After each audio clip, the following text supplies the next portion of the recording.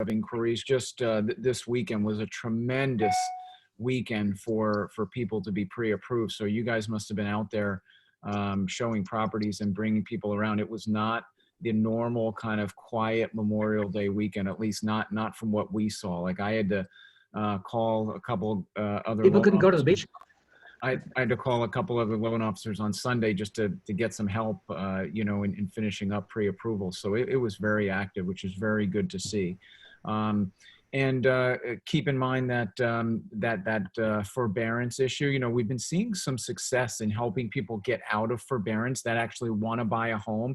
They've got to get that stricken from their credit report. So we've been seeing some success. We've been working with them. They get a letter from their mortgage company. They bring it back to me. I bring that to my credit repair expert. They then work with the credit agency. So, we're hoping to keep it like under a month for the average person that wants to, they were in forbearance, not making their mortgage payment. Now they want to buy a home. So to switch gears we're hoping to keep it at a month. So that's the reason why they should really talk to us right away. It's kind of tough for you guys to get into that conversation with them, but they should talk to us right away because it could be a month turnaround to get them ready to get a mortgage and to get a pre-approval. But we are seeing some success. It's in that 3 to 4 week range, which hasn't been terrible. So, but they're on the sidelines until then. All right, awesome. Awesome. Any questions for Shane before we move on to our featured speaker of the day? Any mortgage questions?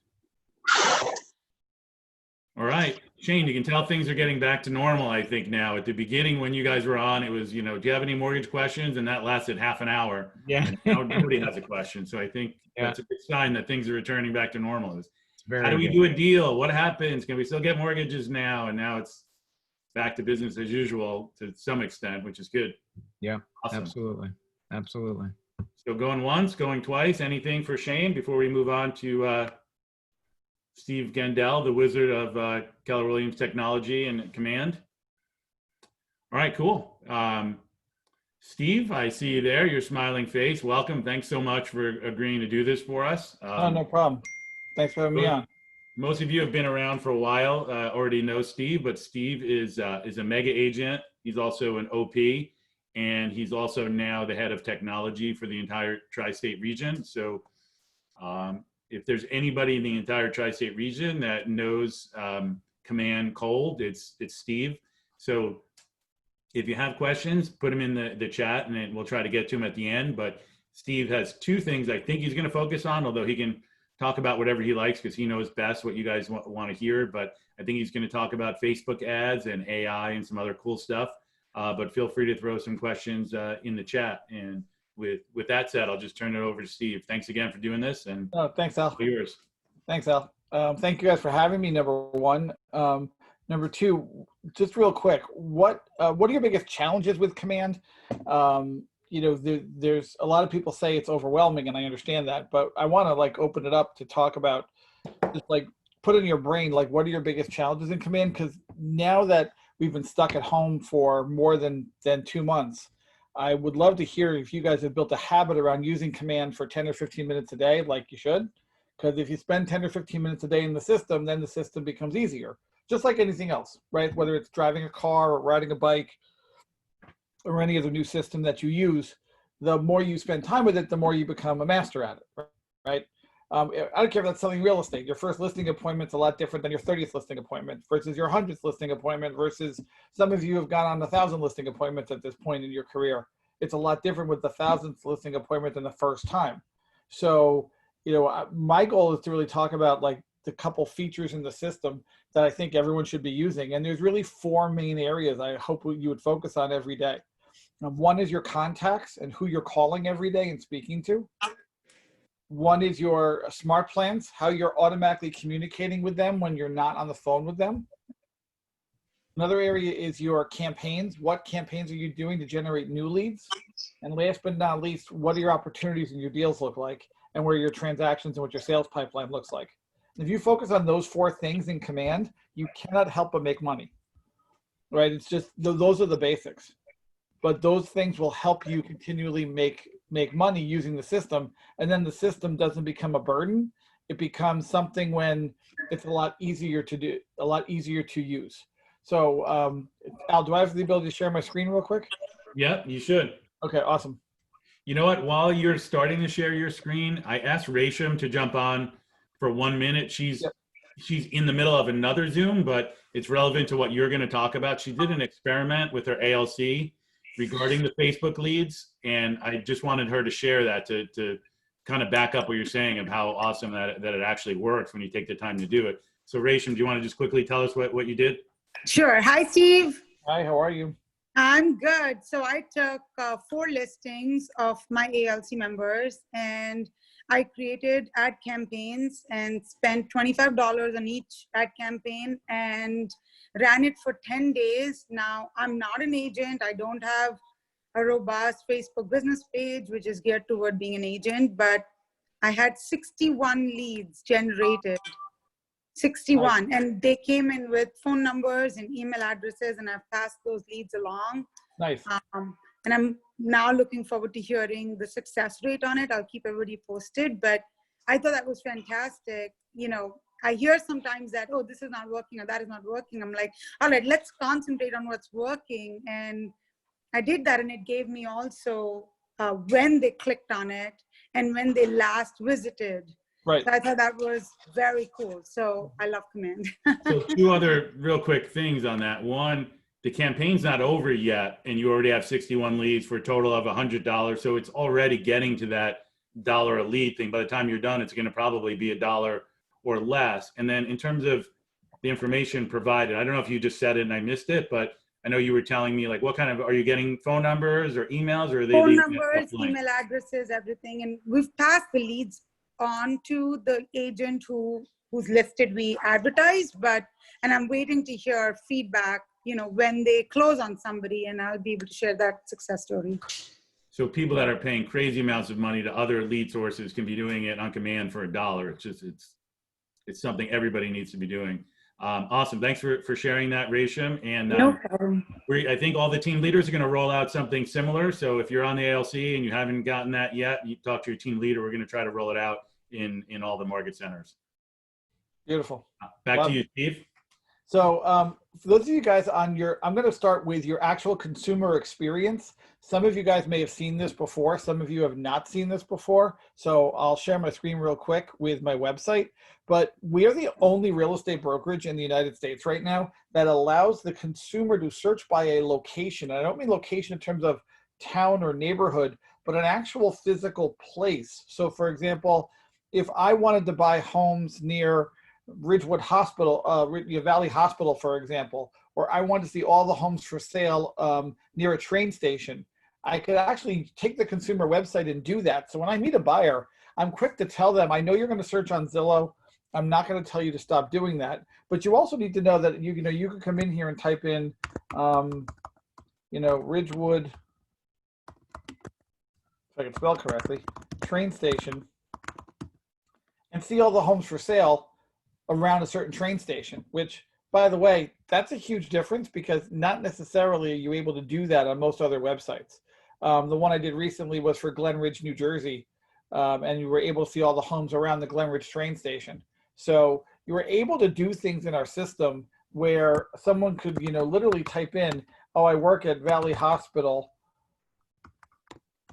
and not even type in Valley Hospital, Ridgewood, but just type in Valley Hospital, and up comes the hospital on the screen, and I'm able to have my consumer search by that point of interest, and they can see all the homes for sale around that particular point of interest. It allows the consumer a different experience with us that's never been done before. Try to do that on Zillow, and you can't do that. Try to do that on Redfin or Compass or any other real estate brokerage's website, and the agents can't do that even on individual agent sites unless you're a Keller Williams agent. And that's a different way of searching. But what we're finding in our research is that more and more consumers are searching based on what are the 4 or 5 places that I go to all the time: school, supermarket, shopping mall, transit location. If I want to live near those and center my life around what that looks like, then this tool is huge. So we have to start communicating more and more with the consumers that not only can you search for houses on my site, but specific locations that you're going to go to a lot and what the houses look like in those neighborhoods.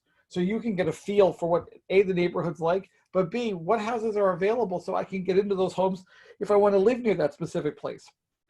So if walking is really important to a transit hub, or walking to a certain part of town is really important, then search by a center point in that town, because it'll change the nature of your search. It'll change the nature of what you're looking for, right? So I haven't tried this yet, Al, but we'll try this live, and maybe I'll follow demo. We'll follow. That's a bit risky, but do it, Steve. I'll do Whole Foods, Ridgewood, New Jersey, right?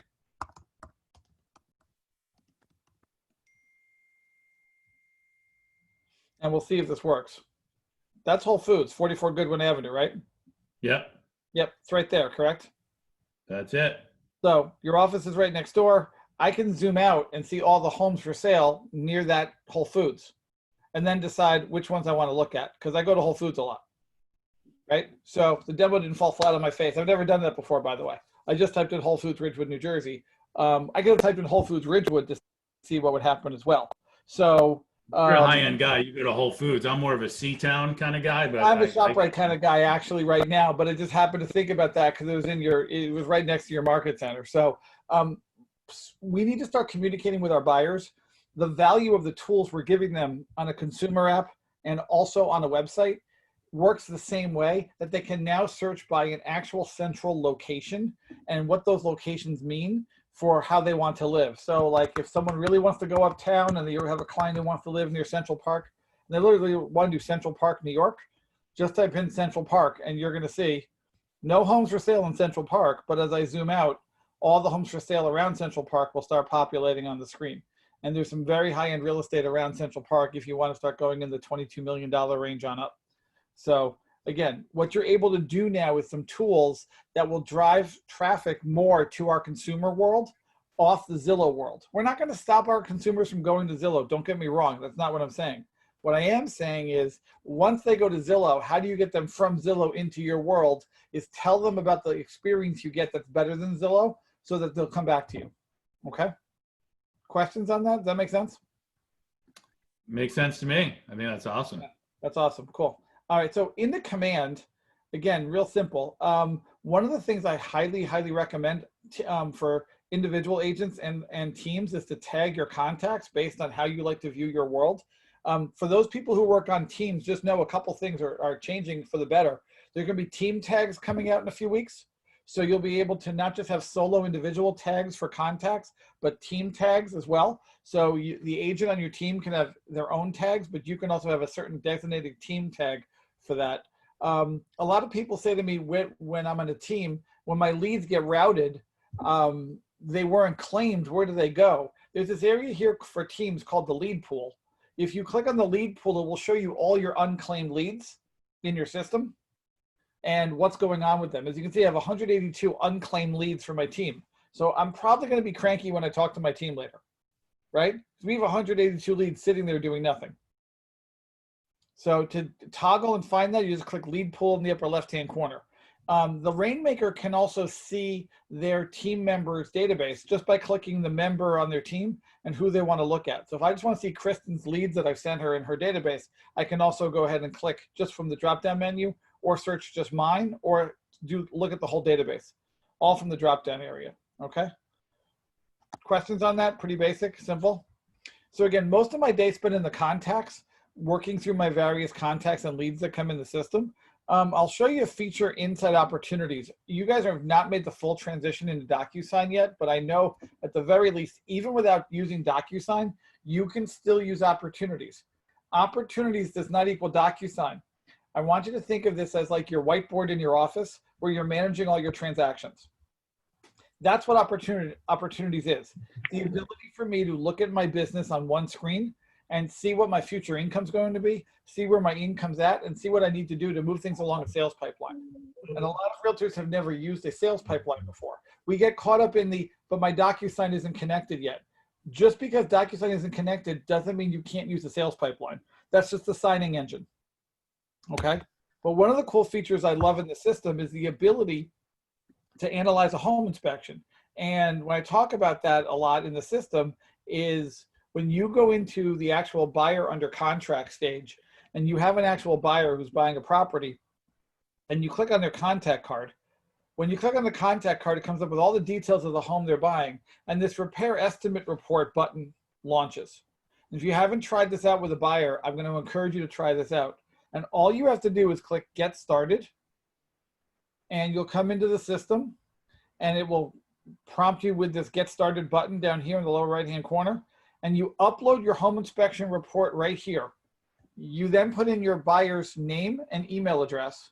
It sends the email to your buyer asking for permission, and then it comes back 48 hours later with a web link that looks like this. And in the web link, it'll give you an analysis of the whole home inspection report and what it costs to fix everything on that home inspection. Wow, that's wild. So if you scroll down, it'll say like the electrician cost to repair the breaker for the condenser on page 13 is $265. And to fix the electrical outlet on the first and second floor bedroom, it's going to cost $124 each one. Okay. Now, please note, this is an estimate with approximate prices for our area of northern New Jersey, noting that our prices are a little bit higher than, let's say, Louisiana. Okay. So they do take into account the New York tri-state area is more expensive than other parts of the country. I would never say this is an absolute. I would say to my buyer, look over this, and after you look over, what do you want? Which items are the big issues that you want to go back to the attorney for and get real estimates from real professionals, right? So don't take this as the end all be all. Don't total up everything and say, I want a credit for this amount, but seriously go through it and say, who do we want to bring back in for actual estimates? Okay. Questions on this? When people see this, who haven't seen it before, they're usually pretty shocked. Okay. Yeah, you told me you could do this, but I didn't realize it was that quick and that easy and that specific. I mean, yeah, even if it's not exact, I mean, that's really what you want is get a sense, well, you know, are these things $10,000 items or are they $500 items? And this right. gets you there, you know? Right. So when you do this, Al, or anyone, there's no cost unless you, the realtor, wants this report faster than 48 hours. It's free to you and the buyer. If you want the report faster than 48 hours, it costs $50. Okay. I haven't seen anyone who wants it faster than 48 hours. They're just happy to have it. Now, I'm going to give you a script right now to use whenever you talk to a buyer. And this is what I use to make me sound smart. Okay. This is the language that I've come up with. Mr. and Mrs. Buyer, when you buy this home with me, when you buy any home with me or my team, we're going to do an artificial intelligence analysis of your home inspection report using the Keller-Williams command system. After that artificial intelligence analysis of your home inspection report, we're going to be able to summarize what the approximate costs are, and then we're going to decide which professionals to bring in for actual estimates. Is that okay with you? Now, anytime you say the words artificial intelligence to anyone below your age, I'm 50, they think you sound really smart. I'm not that smart. I just like really cool buzzwords, okay? So seriously, I want you to really think about it, but that's the language I use. And then when the buyer gets to the home inspection report, they're like, wow, don't forget to do that artificial intelligence thing. I guarantee you most realtors that buyers run across today, they're not hearing the words artificial intelligence out of their realtor's mouth. So since most buyers aren't hearing that, it's always good to use that word because then they think you're smarter than the average realtor that you're talking to. And I keep using that script over and over again with buyers on Zoom calls, and you'd be amazed at how shocked they are that we could actually do something like this. Okay. And it's pretty accurate. I mean, I've done like 5 or 6 of these so far, and I'm amazed how accurate it is and how it brings my buyer's anxiety down so that when we actually go for a repair credit request, it's not a crazy number. They're going for a real number that's not scaring anyone away. Okay. Questions, comments, stories, jokes? One thing, I mentioned it quickly, but a lot more people have joined. I want everybody to realize that in addition to being an OP and the head of technology, Steven is a mega agent. So people say, well, you know, this may not be, you know, there yet to run a big team, or, you know, it doesn't work. Steven's running his whole team on this. If Steven were in BCP at 1,400 agents, he would be in our top 10. And, you know, see, he's up there with the Zohars and Stacey Esters, and he's running his entire business using. So it's ready to go, and it can do everything that you can do to run your team. Yeah, today. and look, I have to get better at certain parts of the system, but for the basic things that I want to do, which is know who I need to call every day, manage my deal pipeline, get leads for my agents at low cost, and run a transaction, we're good. I don't have to spend any extra. It's up and running and working. So, Ira, you asked a great question before. Do I use the Facebook lead capture form? Yes, I use the Facebook lead capture form every time I run a Facebook campaign. And the reason why I do that, and I'll go into campaigns real quick, is because every time you use the Facebook lead capture form, you're making the number of clicks for that lead to get into command less. And if you use the Facebook lead capture form, the buyer on Facebook or the person who clicks your ad doesn't have to retype their information. So you get real information, right? And it just dumps into command. If you use a landing page capture form, they have to retype it. You end up losing some in translation. So this is my current paid campaigns for Facebook. You can kind of see what Al was saying before. My current campaign that just finished, I got 40 leads for $1.25 per lead. Then I have one for 42 leads for $1.19 per lead. This was a great one. This was 86 cents a lead for 58 leads. So my average is pretty much around $1 to $1.50. This one was 55 leads for 91 cents a lead. So as I said, I don't need to generate any more leads right now. I've got a lot, right?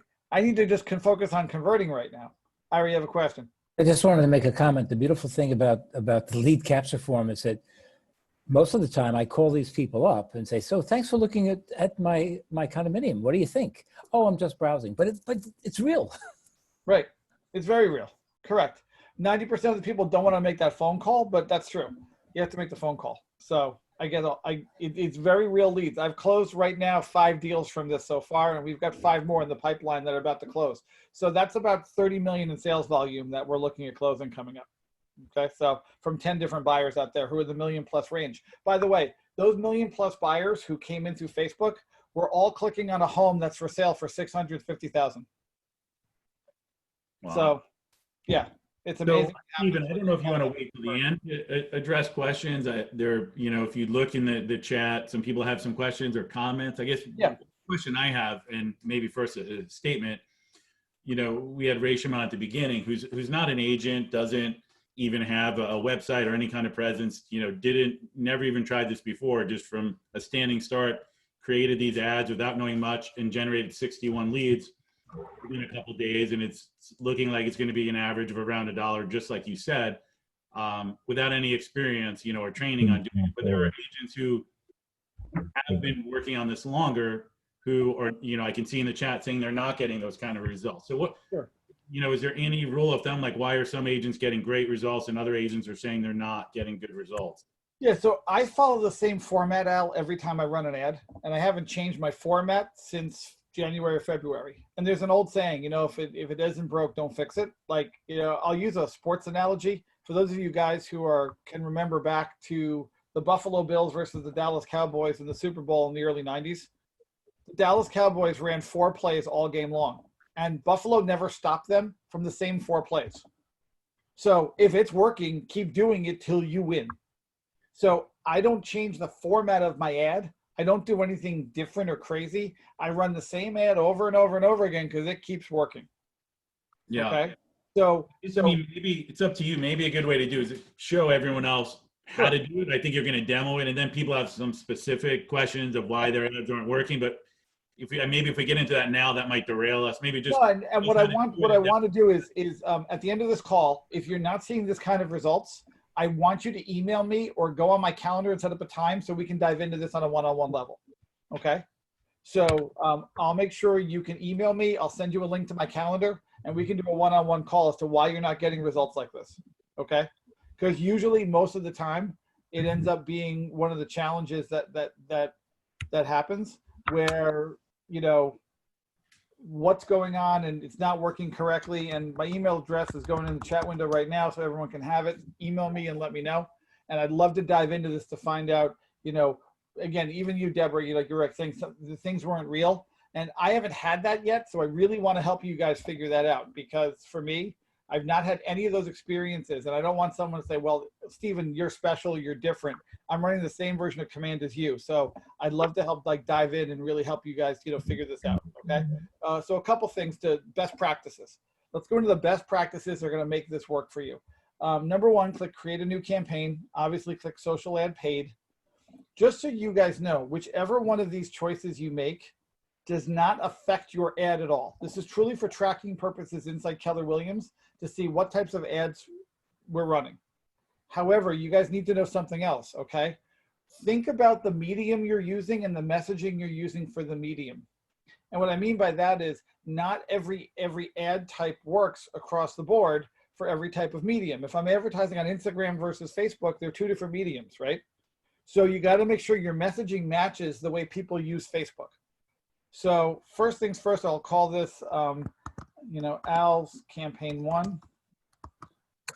Again, just from my knowledge, I want to advertise a listing. Because remember, buyers are online for one thing, listings. They're not online for realtors. They're not looking for communities. Buyers are shopping online for one thing and one thing only, houses, correct? That's where they're going. So let's give the buyer what they want. Let's give the buyer houses. So I'm going to choose Facebook for where the campaign's going to run. And I'm going to set up the campaign. I'm going to pick all statuses because there's a certain listing I want.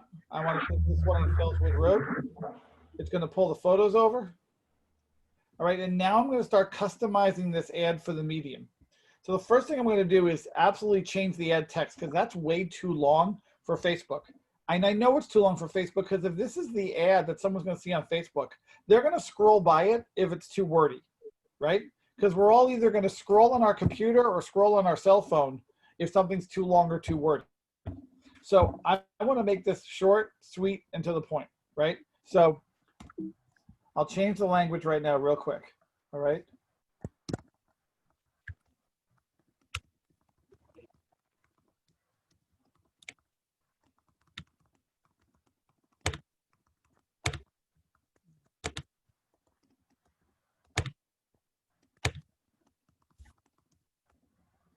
Best value in town.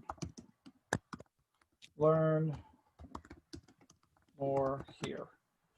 And I'm a big fan of Bitmojis because Bitmojis kind of tell you a story and kind of drive the eyeball certain ways. So one of my favorite Bitmojis is the down hand to kind of force their eyeballs down.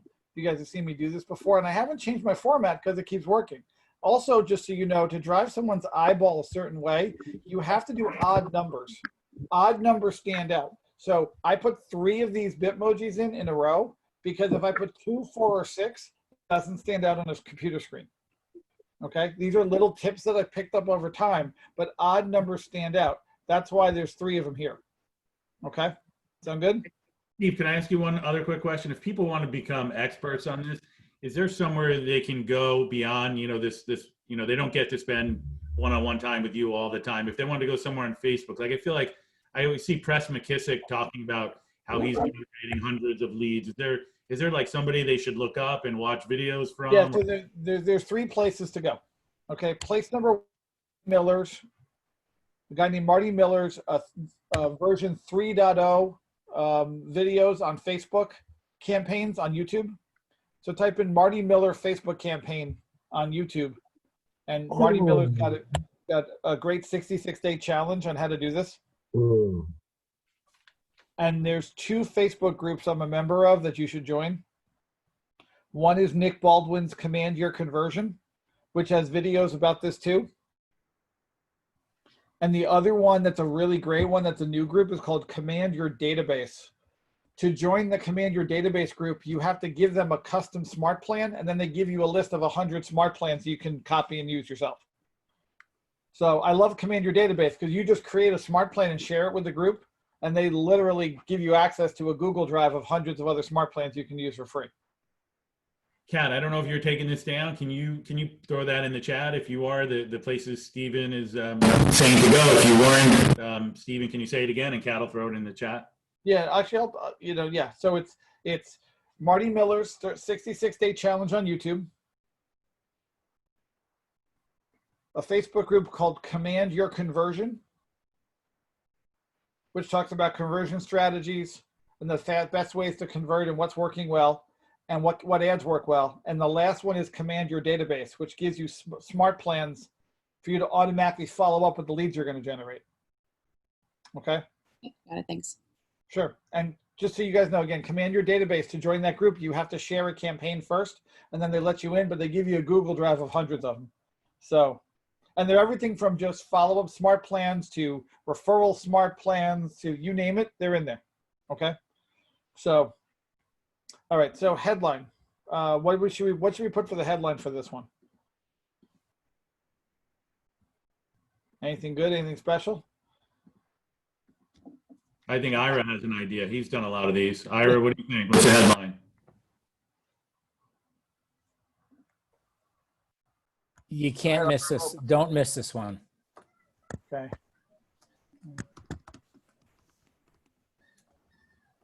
Not to be missed. Right, and then I'll just quick description. Okay.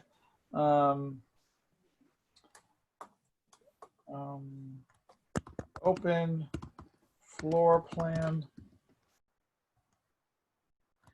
easy access to all Livingston offers.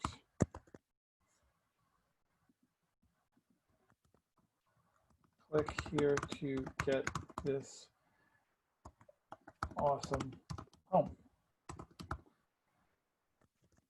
And again, I'll do some more Bitmoji so they click on the ad and they click on the link and put some more in. Okay, great. Save my ad text.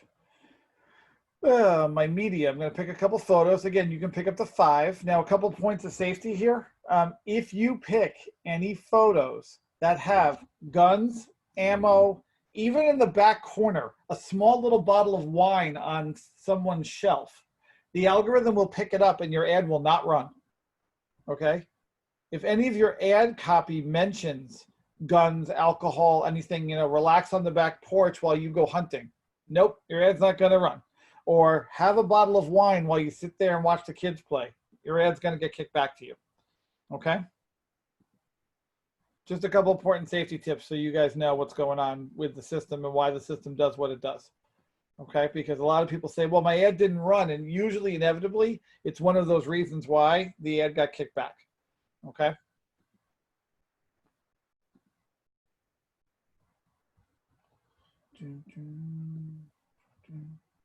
Pick a couple more. You get up to 5 photos. If you're going to do a video, your video should only be about 15 seconds long. Longer than 15 seconds, and Facebook algorithm doesn't like that. So Facebook is designed for short bursts of information, nice and sweet. Okay? Okay, great. Got my 5 images. We're ready to go. Include my ownership statement. Each office is independently owned and operated.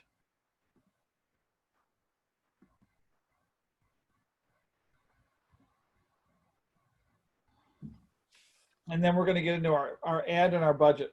Okay, so I'm going to come in here and do configure. Now, this is where you make your money. And this is where I've seen people either have great success or challenges with their ad. All right, so first you have to choose your business page. So make sure you pick your business page. And you'll notice my business page showed up here on the right. This is where you pick the Facebook lead generation form or your site landing page. I always pick Facebook lead generation form. Okay. Call to action button in the lower right corner. The only one really appropriate for real estate is learn more. So I do learn more. The destination follow-up URL, either a landing page you've created, or you can even just put in your regular web page. You don't have to have a special web page at all, because remember, you're driving them from Facebook, all right, and you want them to click and you want that lead. All right, and then we get into the ad targeting. And again, this is where I'm going to recommend you use custom settings.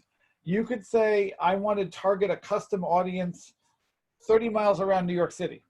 So I can come in here and type in, New York City. And I want to do 30 miles around New York. Or I can do 20 or 30 miles around the listing. I found it works really well to go around the listing, but some people target 30 miles around Hoboken. So why don't I do that? I'll do Hoboken, New Jersey. Even though this home's in Livingston, I want the buyers who are in Hoboken, Jersey City, and New York to see this ad. Okay? And I'll do 20 miles around Hoboken. Sound good? Great. Good to me. Now I'm going to get into my interests. Always make sure you have or selected in the upper right-hand corner. And I will take the same house and run 3 or 4 different ads for the same house. One group of interests I'll pick is always Zillow. I want people who visited Zillow in the past 6 months, not Premier agents, but people who've visited Zillow in the past 6 months. I want them to see this ad because they're probably one of my potential targets. All right, I'm going to add Trulia and Realtor.com. Yep. There we go. I didn't even know Trulia was still a thing. It's still a thing. I mean, they're owned by Zillow. You don't hear them that much, but they're still a website. Okay, so I might run one ad just on these 3 categories. Okay, and then I might copy this ad and pick another 5 different ones. But I'll give you some additional ones that have worked really, really well. Okay, anything related to mortgages. Because if you're looking at mortgages, you're probably looking to buy a home, right? So I'll pick people who have looked at mortgage calculators, people who've looked at mortgage loans recently, right? And there's my 5 categories. And then I'm ready to run this right now. And my potential audience size based on this particular ad, not including the radius. These numbers change based on your radius. Okay. Sound good? Now, a couple other things to look at, all right? There's an area here called house hunting. So if I want to add more interest, I could put in house, and you'll see what happens. It'll come up and say house hunting. That's a good category, right? I'll show you another category that I like. Let's just say you have someone who wants to do real estate investing, or this home that is a good, let's just say this home is a good home for real estate investing. There's actually a category here you can choose called real estate investing and creative real estate investing. So you actually could target a flip home or a home that you want to sell to an investor by choosing these 2 choices. Sound good? Okay, another couple other things. The benefit, Sherry, to only 5 is you're really targeting your ad to those interests and seeing your success rate. And then if I duplicate this ad and pick 5 different categories, I see which one has the better hit ratio. Does that make sense? So Sherry, you asked that question. So if I'm good to go, like I'm set. But another thing that I might do, I've noticed is I always run an ad and I pick who do I believe is the ideal buyer for this home, who lives in this town, and what do they do for a living? So Ira, if this home was up in your area, what do the people do for a living that would be buying this home? A lot of doctors. Doctors, okay. So I would run an ad with people in the medical profession, and I type in medical and see what comes up. Well, maybe yes. Okay, people interested in medicine are probably doctors, right? Because remember, it's people who've expressed an interest or pages related to medicine, correct?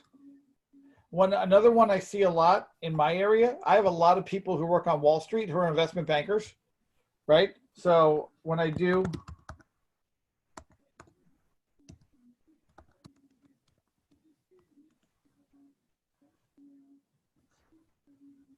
I might want this home to go to people who are investment bankers. So I'm going to pick investment banking, financial services, and day trading.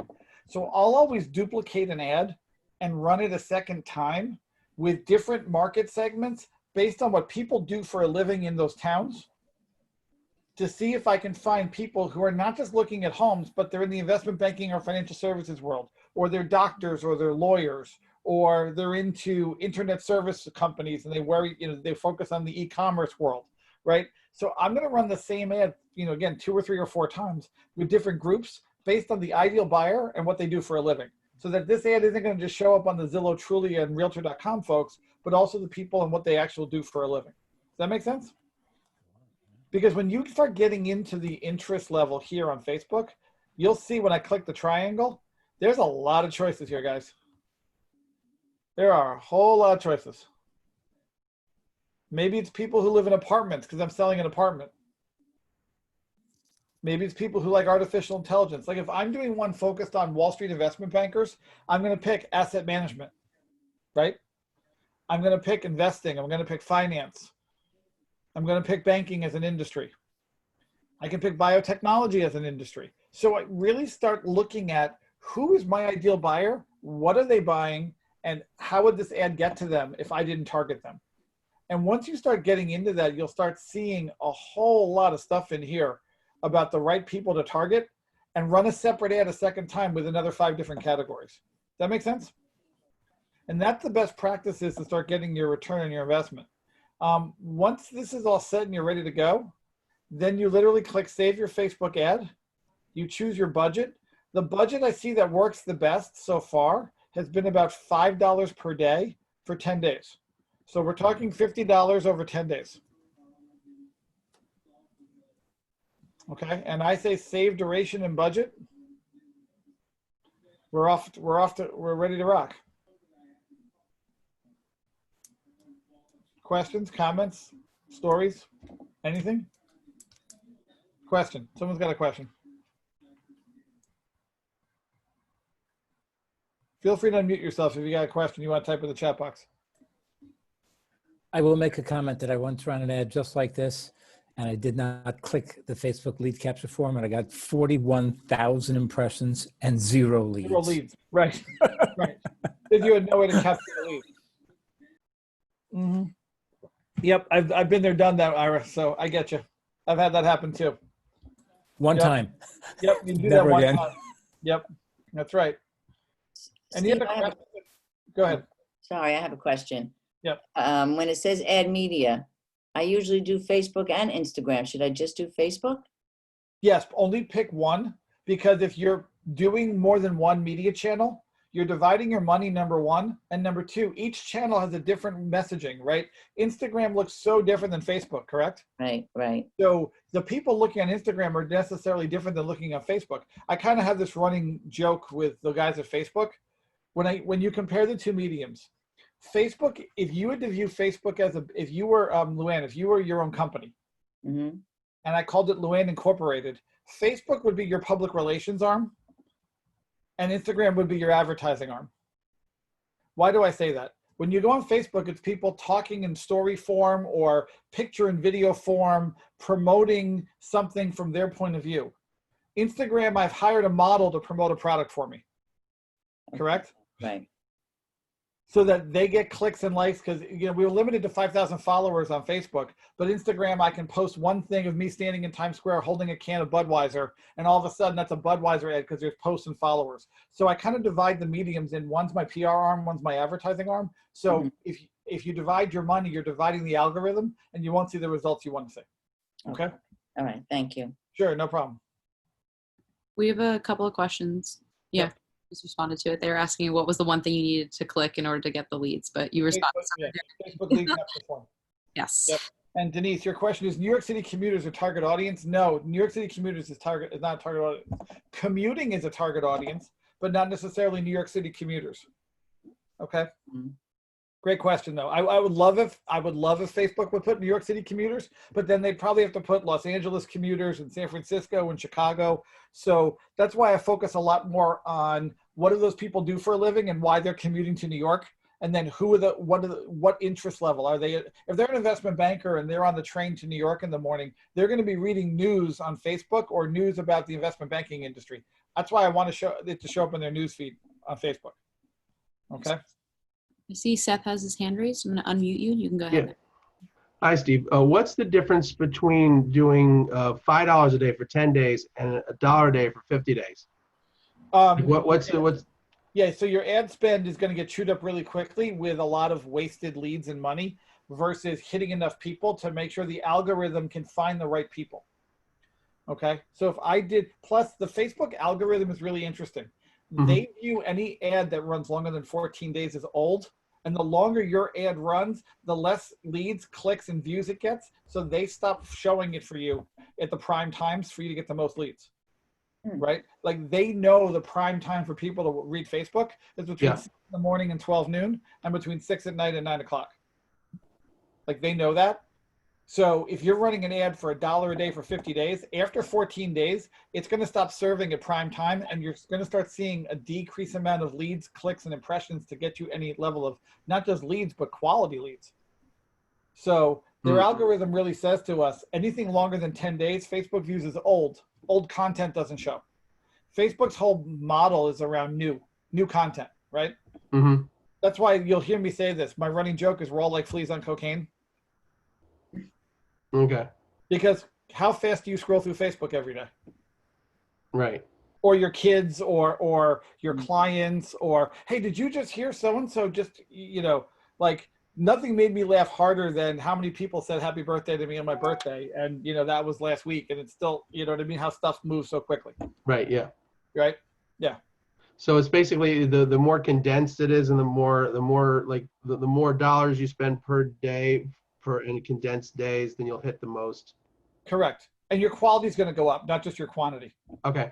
Right. So because Facebook is persnickety about new, because they know all their content is user generated, right? We're the content provider. Right. So if they're not getting new content user generated and something's sitting there for a long time, well, then that to them is wasted money. Okay. Okay. And that's just how they think. So I'm just giving you what they've told us. No, it's good insight. Thank you. No problem. Good. Steve, I have one more quick question. Custom settings, instead of, you can't put and, you should put or, you know, right. like. If I do Zillow and Truly and Realtor.com, they have to have liked all three. If that buyer just went to Zillow and they didn't go to the other two sites to look for homes, they don't have to like those pages. They just had to visit Zillow once. But if they didn't visit Trulia and Realtor.com, and that ad will never show. So you'll all of a sudden see no impressions and no clicks, and you'll say why. Okay. So if I just go to Realtor.com, the ad will run on my news feed. Okay. Okay. Thank you. So that's why I always choose or. Great question. What else? This is great, Aaron. I just want to say thank you. Sure. You're welcome. Everything with you up good, I hope? Oh, yeah. So far, so good. Josh had surgery a few weeks ago. We're back home. We're good. We're rocking it. Awesome. Great. Great news. Yeah. Thank you. Thanks. Sure. One other thing to note, the 5 photos you put up on screen will cascade through the ad. When the Facebook algorithm sees that a lot of people are clicking the kitchen, they will reorganize the photos in the way that gets you the most leads. So if the kitchen's getting the most clicks and then the backyard, they're going to change the order of the photos that I uploaded to get you the most amount of leads and the most amount of views for that home. So their algorithm is smart enough to know, oh my God, the yard and the kitchen, they're getting the most clicks. Those are the first 2 photos we're going to give to the consumer. Okay, fair enough. So then, you know, whenever I'm ready to go live, I can go live and launch the campaign. Kathy had a question. She said, where do you see the leads? So when 3 different places, actually, Kathy, great question. So when the campaign's live and I come into the system, a couple things. Are you a solo agent, Kathy? Yes, I am. Okay, great. So you're going to get a notification bell right here. And that will light up. If you're using Kelly or set up Kelly on your iPhone or your Android, Kelly will notify you you have a new lead. If you're in Command, you can click here on the bell and see the leads that have come in. Okay, like this is the new lead I got. Yep. I got a text message following up from a lead that I sent the other day, 4 days ago, right? And if you don't see any of those things and you come into Command and you come into campaigns, you see under this ad, it says 40. Yes. If I click 40, it'll automatically launch all those leads. Okay. Now, for some reason, you're running a campaign and you don't see any numbers here, but you start seeing a cost per click at like $1 to $1.50. For some reason, you may have to hit the 3 dots over here and click refresh leads to make sure the leads are coming into you. Okay. And do you have a point of view in terms of when you get the leads in, how quickly are you following up with those leads? So my rule for my team is you have 3 minutes to follow up the lead. Otherwise, I'm really cranky. You have 3 minutes. Yeah.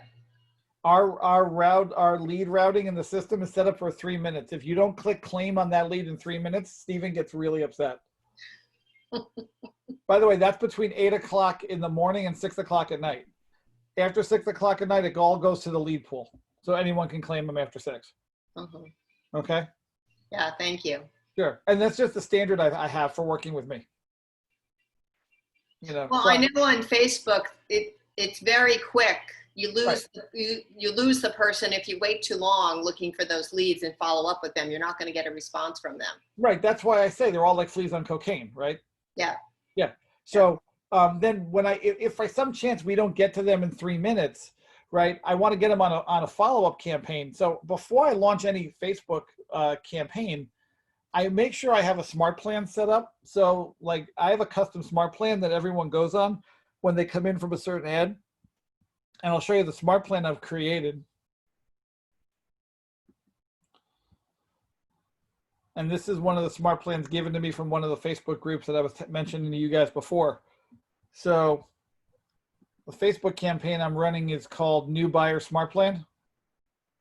New Buyer Facebook Smart Plan. I've got 20 buyers on it right now, 20 leads on it with 12 touches, so that when the consumers come in, they automatically come in and they get a text message automatically from the system.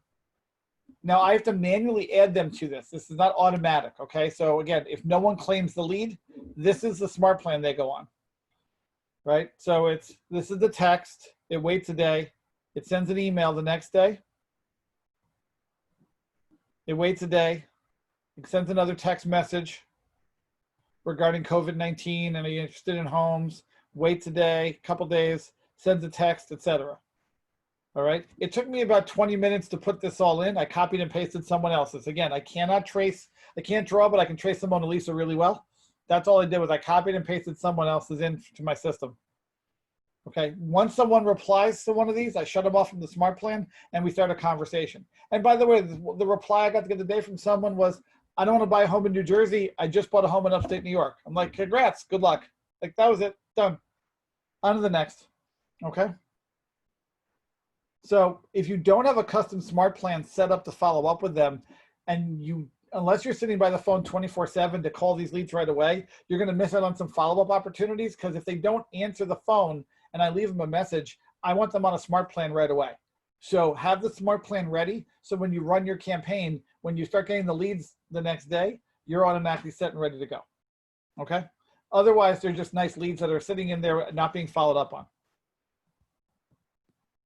What other questions do you guys have? I know it's almost like up to time because Al, you booked an hour for this, correct? Yeah, we did, and I have to jump off for another Zoom, and I assume you do as well. Yeah. What other questions do you guys have that I can answer? We have about 5 minutes left. Can I ask 2 questions not related to an ad, though? Sure, real quick. But Jenny had a quick question in the chat box before we go there. The leads have to be manually entered into the smart plan. So when I say manually entered, Jenny, let's just say I have my list of leads here on screen that have clicked on that campaign. Right. Right. Yeah. I can bulk add them. Okay. So I'll show you what that looks like. So if these are all the leads from that ad, and I want to put them all in the smart plan, when I click the box here on the left and they all get highlighted, you see what says select bulk action? Yep. And I'm going to literally go down and say add to smart plan, and it's going to ask me which smart plan. And I'm going to go down and go, these are all new buyers. This is the one I want. So click select, and all those people get added. So when I get 10 leads in the system, I'll bulk add them all to the smart plan. Okay? Yep. Thank you. Sure, no problem. Thank you. I think Sherry has some questions. Sherry, did your questions get answered? Okay, so now that we're off of campaigns, what other questions do you guys want to ask? So, hi, Steve. This is Allison. I have a quick question with regards to actually neighborhood. So let's say I have a client from out of state and they're renting now, and I'm helping them buy a house here. Command naturally captures their address where they're living. And then of course they're sending them stuff based on that neighborhood, which is totally irrelevant. And yet I can't remove that neighborhood. Is there a hidden way to remove that neighborhood? Well, there's two ways. Their command only sends them information if you put them on a smart plan. Gotcha. If you haven't put them on a smart plan, they're getting nothing. Okay, and what if I do put them on a smart plan and then it activates that? And the next thing would be, do you know the neighborhood where they want to live? Are they looking to buy in a certain neighborhood? Yes. Okay. I would put in an address in that neighborhood that's not theirs, so they can get content from that local neighborhood of what's going on in that neighborhood, right? Or they can go on your KW Command website, your consumer site. They can create a saved search for that neighborhood. And that saved search, either they can create or you can create, will update them on what's going on in that neighborhood themselves, regardless of whether they live there or not. Okay, but otherwise there's no way I can remove the neighborhood from the current address if I've already entered it in as such. You can just delete their address completely from the system and give them no mailing address, and that's fine. We tried to do that and it didn't remove the neighborhood. Interesting. Yeah. Yes. That's the first one for me. So you might want to create them as a new contact without an address and delete the old one. Gotcha. Thank you very much. That's a really bad workaround, to be really honest with you. But I know that would be my workaround to make it work. And then again, if they go on your consumer site or you create a saved search for them in that particular neighborhood they want to live under their contact card, then they'll be getting notifications through your website. Okay. Great. Thank you so much. Sure. Yeah, Luann, so I'm going to put in the chat window my access to my calendar and get you guys my calendar link. So you guys, if you want to, book time with me, feel free. And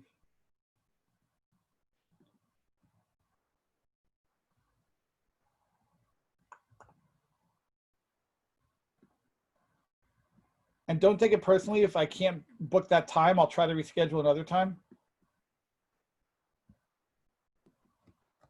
That's the benefit of being on today's Zoom, because Steven, usually I think there's usually a limit of the amount of production you have to be able to schedule an appointment with Steven, but it sounds like anybody on this call can schedule it. So that I want to give you guys look. The more people use it, the better it is. So for me, that's like huge. Sherry, to answer your other question though, there's no way for us to check if your Facebook lead capture form was picked on your ad. The only thing you can do is pause the lead and recreate a new one and start all over again, because there's no way, once the ad is launched, it goes off to Facebook and we can't see which form you picked when you created the ad. Okay. Eileen, your question about, is that a landing page for them? The Facebook campaign is that I'm sending them is not a landing page. It's obviously text and emails to drive them back to my website. Okay. Steve, so Sherry's question. So can you just copy that same ad and just change that one thing, or do you have to start from scratch? No, Ari, you want to answer? Go ahead. You're better than me. You're good. I am not better than you. I idolize you. You duplicate the ad and then you make the little changes. Okay, so that's a quick fix then. Yeah, duplicate the ad and change the parameters. Yep. This stuff is great, by the way. I think this session's being recorded last time I checked. So. It is. Yeah. What else can I answer? That's it. Well, thank you for having me. I appreciate it, Al, and everyone. Good to see everyone. And everybody, I would definitely encourage you to grab that link and sign up with Steven. Again, he's usually a little bit fussy about who he spends his time with, but for anyone on here can do it, even if you're a brand new agent. So I would definitely take advantage of getting on Steve's calendar. And I'll promise you, I will work really hard on one skill I'm working on. It's not to come across as condescending. That's not my intent. Okay. No, you're not condescending at all. I mean, I'm half joking, but I know you have limited time and you're covering the whole region. So if you. Yeah, no, I get it. No, I don't mean it that way, Al. It was funny. My mom even said to me the other day, she's like, why are you talking down to me? I'm like, click the damn button, Just, it's my own mother. Yeah, no patience for my own mother some days. So thank you guys. Appreciate it. All right, thank you, Steven. Everybody have a great day. Thanks. Thank you.